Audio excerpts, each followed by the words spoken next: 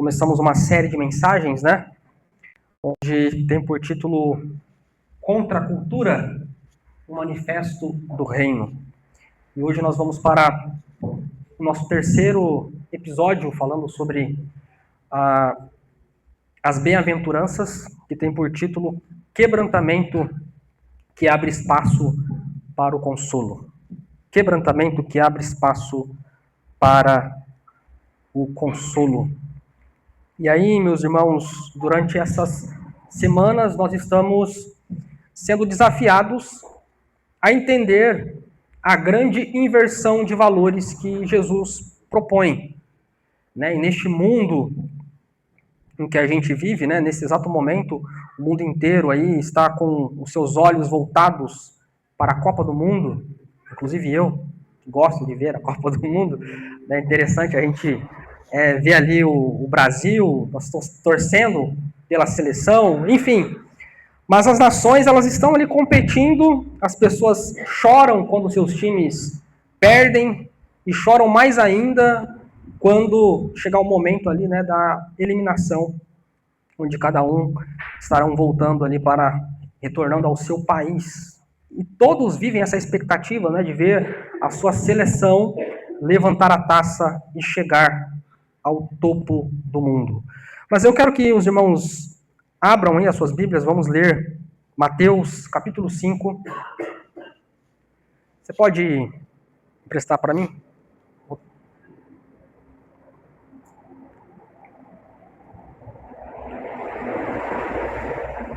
Mateus capítulo 5.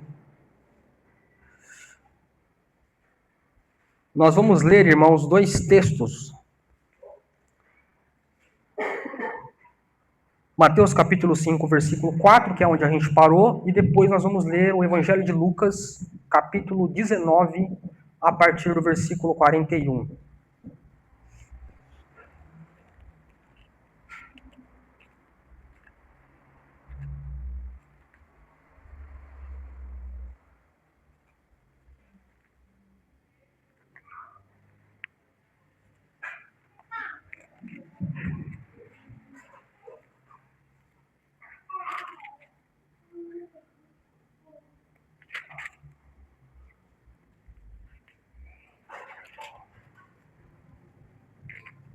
Então diz assim, Mateus capítulo 5, versículo 4.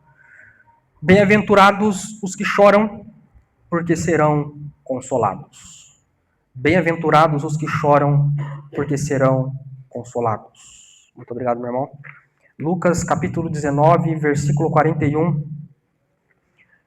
que diz assim: quando ia chegando, vendo a cidade, chorou, e dizia: se conheceras por ti mesma, ainda hoje, o que é devido à paz.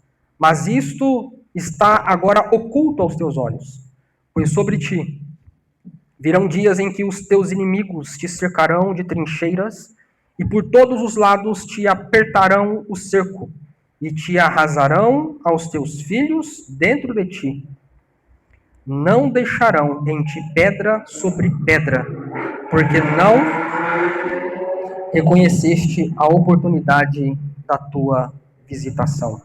Vamos orar mais uma vez. Amado Deus, te louvamos pela tua palavra lida, e mais uma vez nós te pedimos que o Senhor venha falar aos nossos corações através da tua palavra, e que nós, ó Deus, continuamos a sermos não apenas ouvintes, mas também praticantes da tua palavra, em nome de Jesus. Amém e amém.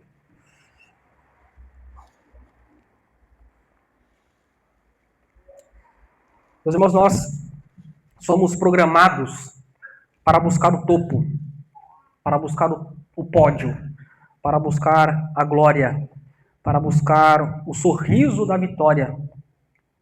E foi exatamente isso que o nosso irmão seminarista Henrique, ele falou no domingo passado, né, no segundo episódio desta série de mensagens, ao nos ensinar sobre os pobres de espírito e a prática do esvaziamento.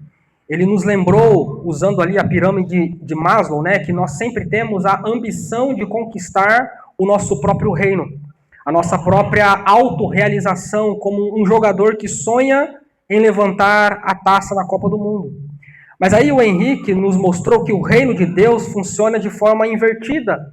Porque para chegar ao topo com Cristo, nós precisamos primeiro reconhecer a nossa miséria e descer para a base, entendendo que a salvação não vem pelos nossos méritos, mas porque a graça de Deus abriu a porta pelo lado de dentro. E hoje, no nosso terceiro episódio, nós daremos o próximo passo, na formação desse caráter cristão, porque se o primeiro passo foi o esvaziamento e o reconhecimento da nossa pobreza, o passo natural que se segue é a profunda tristeza por essa mesma pobreza e pelo mundo caído ao nosso redor. Em um momento onde o mundo só quer saber da alegria superficial de um campeonato, Jesus nos chama para olhar para as lágrimas. Nós vamos olhar aqui para o texto de Mateus 5, versículo 4, que nós acabamos de ler, e entender por que na contracultura do reino de Deus, o choro sincero é o único caminho para o verdadeiro consolo.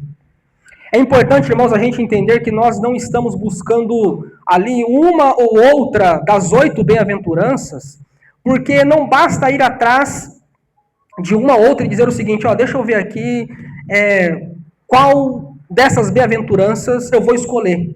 Qual das duas que nós acabamos de ver nesses domingos, eu vou colocar aqui e praticar na minha vida. Não, irmãos, não é assim. Nós precisamos buscar o Senhor de tal forma que as 8 bem-aventuranças comecem a fazer parte da nossa realidade. E pode ser que tenha gente aqui dizendo, mas pastor, isso aqui é muito difícil. Eu mal consigo ser pobre de espírito, E foi o que a gente viu, quando o Henrique falou no domingo passado. Pode ser que você diga, eu não consigo ser pobre de espírito, quanto mais nas demais, quanto mais praticar as demais bem-aventuranças. Aí, meus irmãos, é onde nós entramos numa compreensão que não podemos esquecer. Ao mesmo tempo em que nós constatamos em que viver as bem-aventuranças refletidas no nosso caráter é uma tarefa difícil, ela é difícil porque isso nos é antinatural.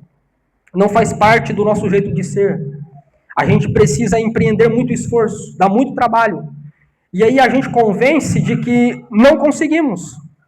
Por isso nós precisamos lembrar que nós dependemos da ação do Espírito Santo sobre nós.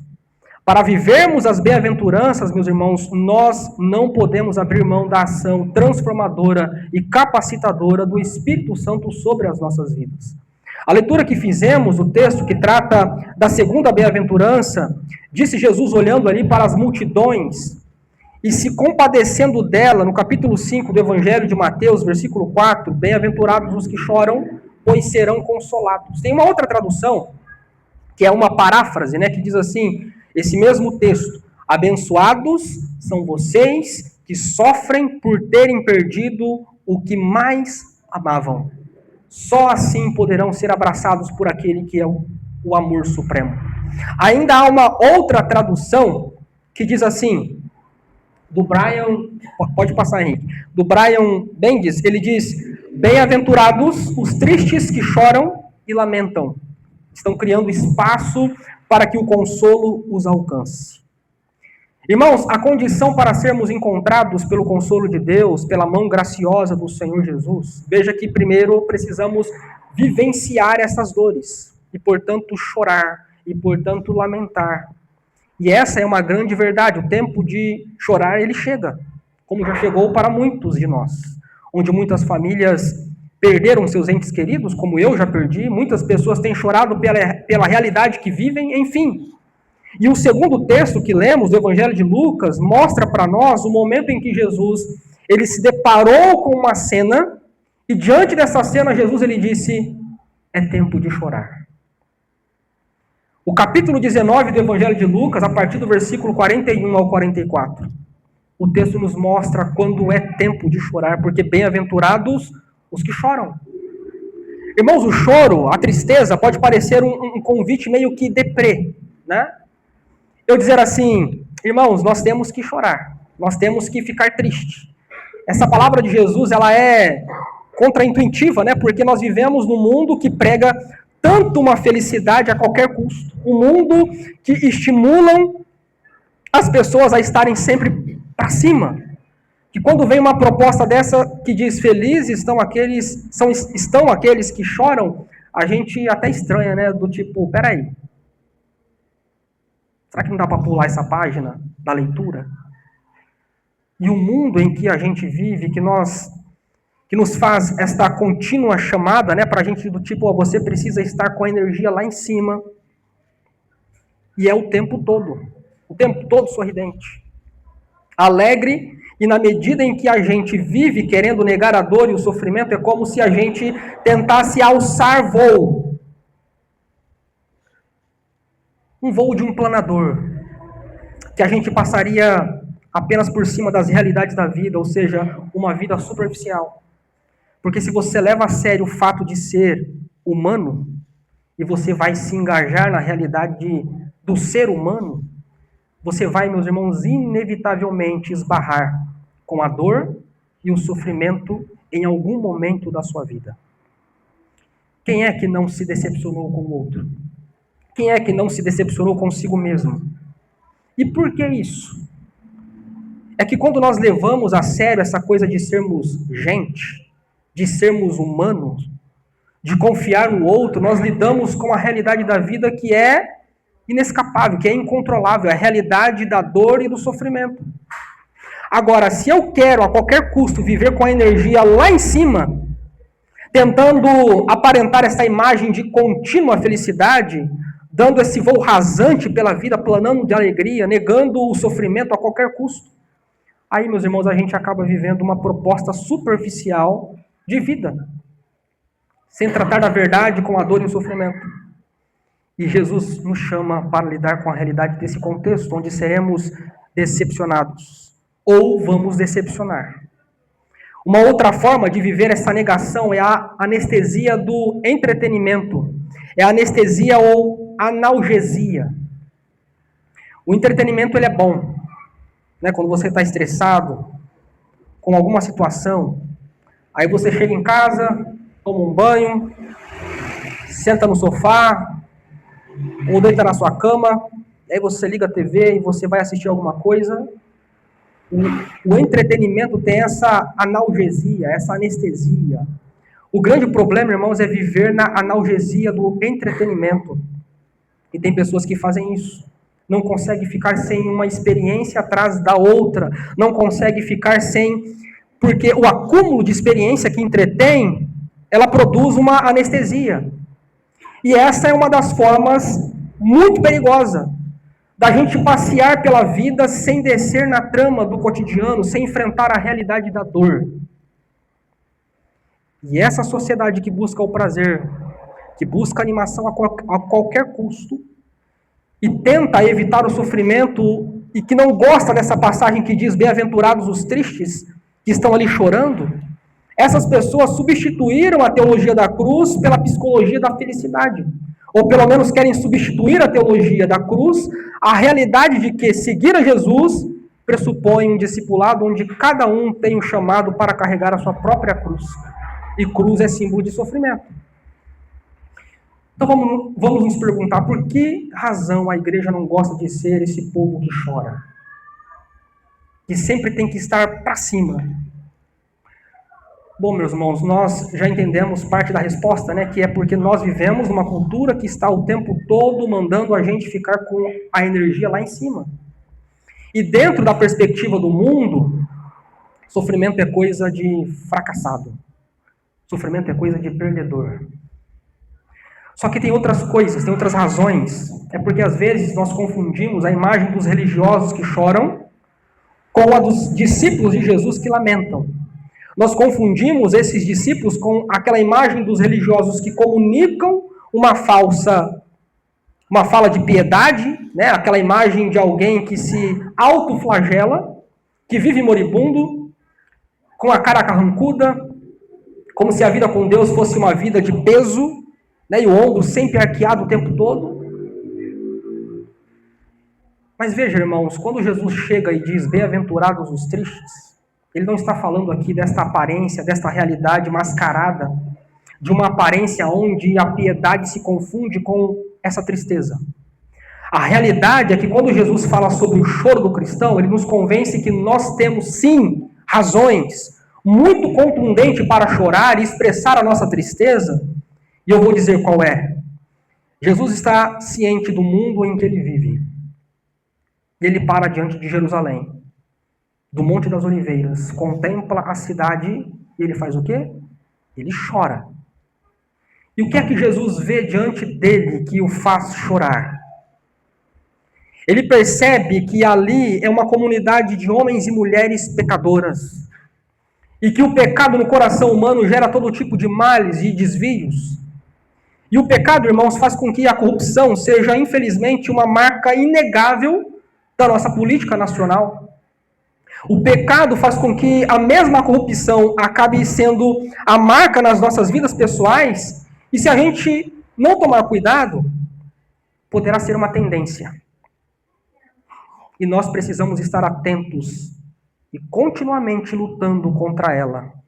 O pecado faz com que haja traição. E Jesus diz: os meus discípulos são aqueles que precisam ser sensíveis o suficiente para se quebrantar com essa realidade, para olhar para o mundo e com lágrimas nos olhos, com o coração dilacerado de tristeza e dizer: não foi para isso que Deus criou o mundo. Irmãos, nós precisamos ter esta sensibilidade, que olha para o perdido e chora. E chora porque contempla algo que Deus fez e não foi para esse tipo de vida que Deus colocou essa pessoa no mundo.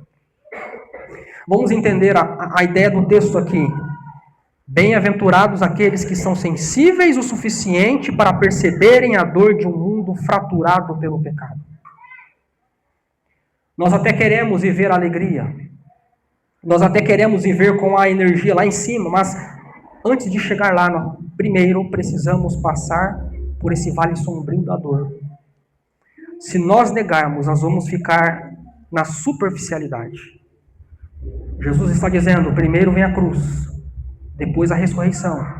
Primeiro vem a dor, primeiro o sofrimento, depois a alegria perene. O texto nos mostra Jesus chorando diante de Jerusalém. Por que é que eu quero olhar para Jesus chorando? Veja, irmãos, Jesus ele chorou diante do túmulo de Lázaro. Não apenas pela morte, que é uma das evidências bem concretas do pecado, mas chorou também porque ao redor daquele evento do funeral de Lázaro, estavam pessoas com coração duro, que não criam na vida eterna. Jesus então chora diante dessa incredulidade. Jesus chora diante de Jerusalém, que não se arrependeu e não reconheceu o príncipe da paz.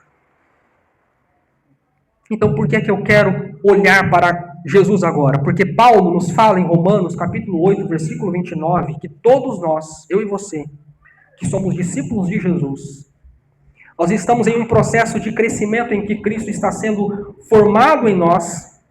Estamos nessa caminhada para parecermos com Cristo. Então, faz bem para a gente entender por que é que Jesus chorou diante de Jerusalém. Exatamente, irmãos, porque é esse tipo de choro que eu preciso agregar na minha vida todos os dias. No versículo 41, diz que Jesus viu a cidade. E só essa primeira frase aqui já é uma dica do porquê Jesus chora. Porque Jesus não olha superficialmente, ele vê. Diz o texto, e o verbo grego aqui é exatamente esse, né? Ele olhou, ele percebeu, ele discerniu, e ele viu o que estava acontecendo na cidade. Então Jesus olhou a cidade. E hoje talvez nós pudéssemos dizer o que o cantor Carlinho Fênix, cantor evangélico, ele diz, né, nos palácios de Brasília também se vê muita podridão. E isso é lamentável. E diante da realidade do mundo em que vivemos, de pessoas que estão se perdendo nas drogas, se perdendo na prostituição, nas bebidas alcoólicas, enfim, a grande verdade é que há uma incapacidade de perceber a força destruidora do pecado em nosso mundo, a incapacidade de chorar. Portanto, irmãos, nesse processo de crescimento, você se quebranta e diz: Senhor, tem misericórdia de mim. Senhor, tem misericórdia daqueles que estão ao meu redor. E mais do que dizer, nós fazemos, porque nesse processo pedimos a Deus que abra os nossos olhos e tenhamos a sensibilidade de perceber e de agir. E Jesus diz: bem-aventurados aqueles que não fecham os olhos para essa realidade, que percebem a maldade que o pecado gerou no mundo e que lamentam profundamente por isso. Jesus viu a cidade e, vendo a cidade, chorou. E o verso 42 continua: além de ver, ele diz outra coisa. Ele diz: ah, Jerusalém, se você compreendesse este que traz paz. Então veja, irmãos, Jesus chora também pela incapacidade daquele povo de compreender a revelação de Deus. Esse também é o motivo do choro de Jesus. O pecado cegou os olhos daquele povo, ensurdeceu os ouvidos dos homens e mulheres. E é o mesmo pecado que nos cega hoje e ensurdece os ouvidos do homem e da mulher do nosso mundo. Jesus, ele chora dizendo: olha, vocês não compreenderam quando Deus se revelou em carne aqui para vocês. Ó Jerusalém, vocês não compreenderam, vocês não conseguiram discernir a revelação de Deus. E nós, irmãos, olhamos para o nosso mundo de pecado, de pessoas que estão fora dos padrões de Deus. Isso precisa trazer um choro, porque é a evidência dos efeitos da realidade do pecado, da realidade da vida em que nós vivemos. E agora no versículo 44, Jesus termina dizendo: Jerusalém, você não compreendeu e, portanto, você hoje perdeu a oportunidade que Deus está te dando. E Jesus estava antevendo a maior das consequências por aquela negação ao Messias, o juízo de Deus. Jesus estava no Monte das Oliveiras, diante dele o vale de Cedron. Logo depois, a cidade de Jerusalém, e do Monte das Oliveiras, Jesus então lamenta sobre a incredulidade resultante do pecado do povo. Aproximadamente, irmãos, 70 anos depois de um outro monte, nos arredores de Jerusalém, o Monte Scopus, o general Tito, ele fica com seu destacamento militar romano, observando a cidade, para então destruí-la com fogo, com sangue. Tanto sangue que Flávio Josefo, um historiador, ele diz que as ruas da cidade viraram rios de sangue. Obviamente é uma hipérbole aqui, para falar da violência com a qual Jerusalém foi destruída. Então Jesus, ele está lamentando, dizendo: aqueles que não conseguem perceber o príncipe da paz, o príncipe Shalom, chegando em suas vidas, inevitavelmente, não só não vão ver no meio da dor, como vão se perpetuar no meio da dor. E Jesus diz: Jerusalém, vocês estão perdendo a oportunidade. E, meus irmãos, eu faço minhas palavras do Mestre Jesus e eu dirijo a nós: a oportunidade do Senhor está aqui, hoje e agora. A oportunidade de rejeitar este coração superficial, que está viciado na anestesia de querer só viver esta felicidade fútil, esta felicidade superficial o tempo todo. E nesse processo de eu oro para que haja verdadeiramente quebrantamento no coração da igreja, quebrantamento verdadeiro. Que nós nos voltemos, irmãos, a se entristecer com o nosso próprio pecado, que nos afasta da vida plena com Jesus. Que nós nos voltemos a nos entristecer com o pecado do mundo, que faz o mundo ser este lugar que é hoje. Que Deus tenha misericórdia de nós. Talvez alguém pergunte, né? Tá, mas e aí? É para ficar só no choro? A palavra de Deus diz que o coração triste faz formoso o rosto do que está triste. Então veja que é importante o choro. A Bíblia nos diz que é melhor estar na casa da tristeza do que na casa da festa, lá no capítulo 7 de Eclesiastes. Mas, irmãos, não é só para ficar no choro. É porque o choro cria um espaço para o consolo de Deus nas nossas vidas. E eu vou terminar com um dos livros mais belos da Bíblia, exatamente porque é um livro de choro, é uma poesia chorada, é um livro literalmente poético, com um estilo literário poético, mas que traz um lamento sobre o juízo de Deus que está vindo sobre Jerusalém. É o livro de Lamentações de Jeremias. século VI, antes de Cristo. Um grande império veio a destruir Jerusalém, o Império Babilônico. E diante dessa destruição, o profeta Jeremias chora. E ele registra nos capítulos das suas lamentações esta poesia chorada. E é interessante, irmãos, porque ele passa 3 capítulos chorando, lamentando, relembrando a destruição da glória de Israel, que era o templo de Salomão. E eu quero que você abra, então, a sua Bíblia para ler comigo o capítulo 3 de Lamentações, versículo 20 ao versículo 26, para que nós possamos sair daqui hoje dizendo sim, eu preciso chorar, eu preciso me quebrantar. E quanto mais eu entrego essa sinceridade de uma vida que não nega o sofrimento, mas o experimenta. Então eu estou criando espaço para o consolo de Deus, para o agir de Deus na minha vida. E é isso que Jeremias diz. Lamentações 3, versículo 20 ao versículo 26. Diz assim o texto: minha alma continuamente os recorda e se abate dentro de mim. Quero trazer à memória o que me pode dar esperança. As misericórdias do Senhor são a causa de não sermos consumidos, porque as suas misericórdias não têm fim. Renovam-se cada manhã. Grande é a tua fidelidade. A minha porção é o Senhor, diz a minha alma, portanto esperarei nele. Bom é o Senhor para os que esperam por ele, para a alma que o busca. Bom é aguardar a salvação do Senhor, e isso em silêncio. O choro, meus irmãos, dura uma noite, mas a alegria vem pela manhã. Pode não ser no dia seguinte, mas em uma manhã a alegria virá. Então faz bem esperar no Senhor aqueles que com lágrimas vão semeando, com alegria hão de colher a promessa. É promessa de Deus. Por isso que Jesus insiste, meus irmãos, felizes são vocês que têm lugar em suas vidas para o choro, para o sofrimento, porque vocês estão criando espaços para o consolo de Deus para as suas vidas.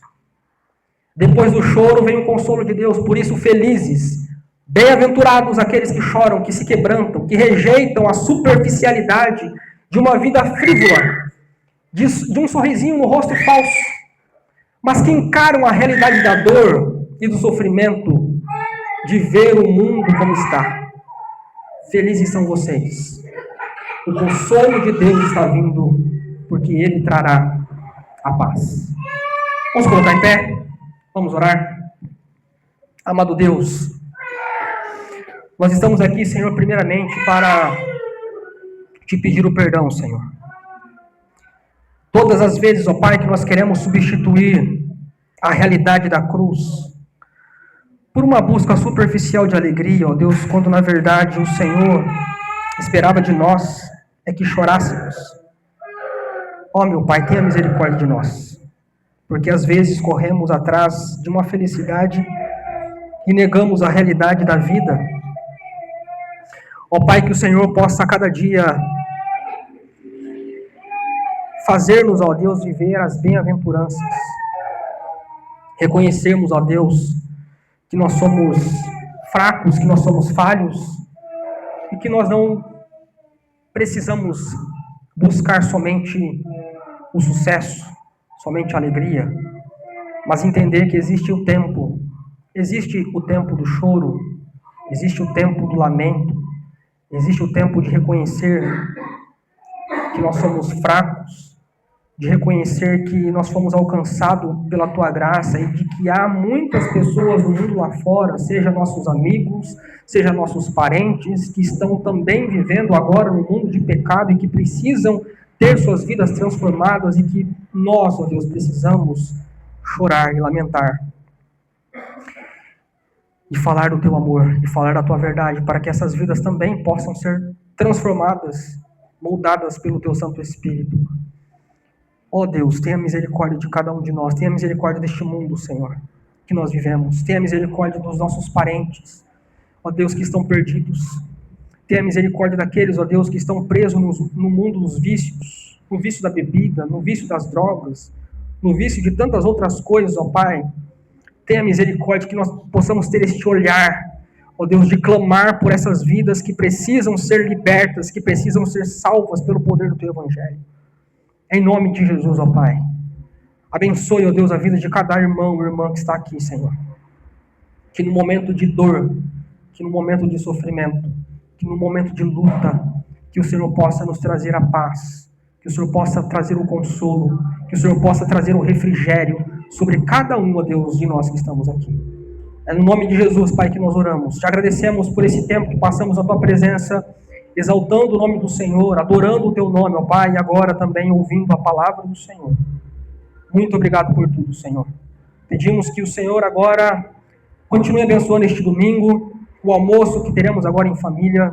Abençoe, ó Deus, esta semana daqueles que vão trabalhar, estudar, daqueles que estarão viajando. Estejam com os teus filhos, ó Pai, por onde quer que cada um estarão. Estejam com cada um, Senhor. É no nome de Jesus que nós oramos e pedimos a tua bênção agora para o retorno aos nossos lares. Que tenhamos um retorno, ó Deus, em paz e em segurança. Em nome de Jesus.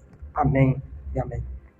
Agora, meus irmãos, que a graça de nosso Senhor e Salvador Jesus Cristo, que o amor de Deus Pai, que as doces consolações e a comunhão do Espírito Santo estejam com todos os nossos irmãos, hoje, agora e para todo sempre.